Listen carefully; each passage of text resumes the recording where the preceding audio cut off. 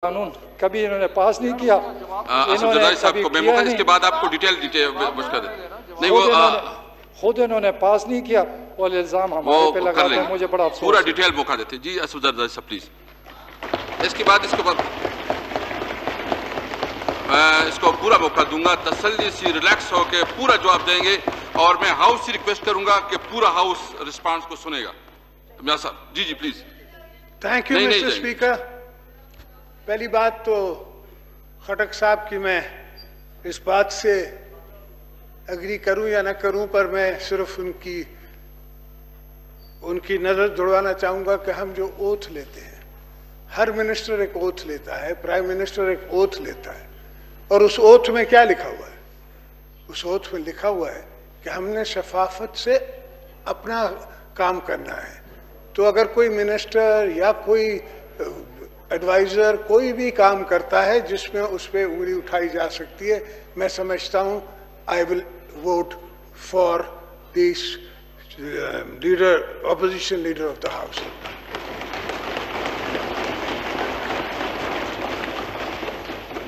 Speaker साहब, बहुत सी चीजें हो रही हैं दुनिया में, पाकिस्तान में डॉलर ऊपर जा रहा है, नीचे जा रहा है, स्टॉक एक्सचेंज से 50 बिलियन डॉलर्स जो हैं वो गायब हो चुके हैं, लोगों की नुकसान हो गया है। पानी, जिस तरह सिंध के लोग रो रहे हैं पानी के लिए, डेल्टा के लिए, जो मेरी बेटी बोल रही थी आपके सामने, बीबी मरियम, वो ये था कि डेल्टा आप समझते हैं क्या होता है? जहां पानी समुद्र से मिलता है वो डेल्टा है।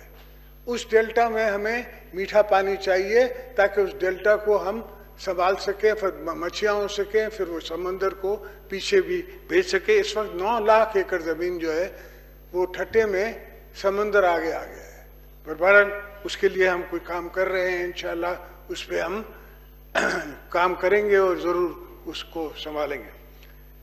तो सेकंड थिंग सर, जो मुझे सुनाई दे रही है और सब पार्टीज भी सोच रही हैं कि नैब के चेयरमैन के पास जाएं।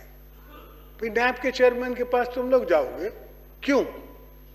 नैब के चेयरमैन को पार्लियामेंट के सामने हाजिर होना चाहिए।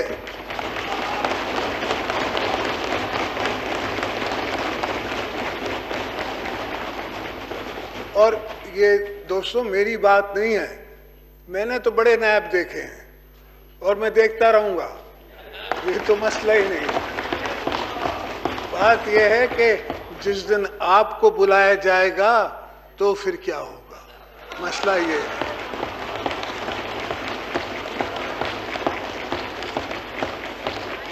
तो मुझे आपका गम है ना, वो ज्यादा है, अपना नहीं है। तो मैं ये चाहता हूं कि हमने ही पार्लियामेंट को इज्जत देनी है, हमने अपनी पार्लियामेंट को मजबूत करना है। जितना हो सका है मेरे हाथ में है, मेरे ताकत में था पॉलिटिकली, मैं करता आया हूं और अब भी मैं पार्लियामेंट के लिए, जमहूरियत के लिए ही काम करना चाहता हूं।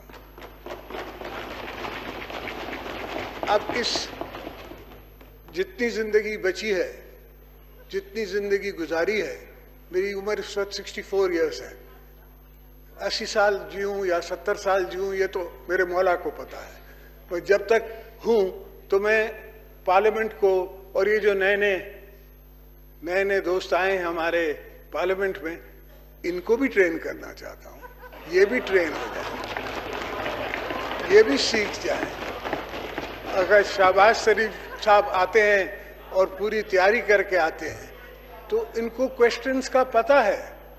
मैं समझता हूँ कि वाड़ा साहब का पानी से, कनाल से, ज़मीन से, इनसे ताल्लुक कम होगा, मगर थोड़ी सी तैयारी अगर कर लें तो ये समझ जाएंगे कि क्या मसला है और इसलिए उसको जवाब दे सकेंगे और उस पर कोई काम भी कर सकेंगे।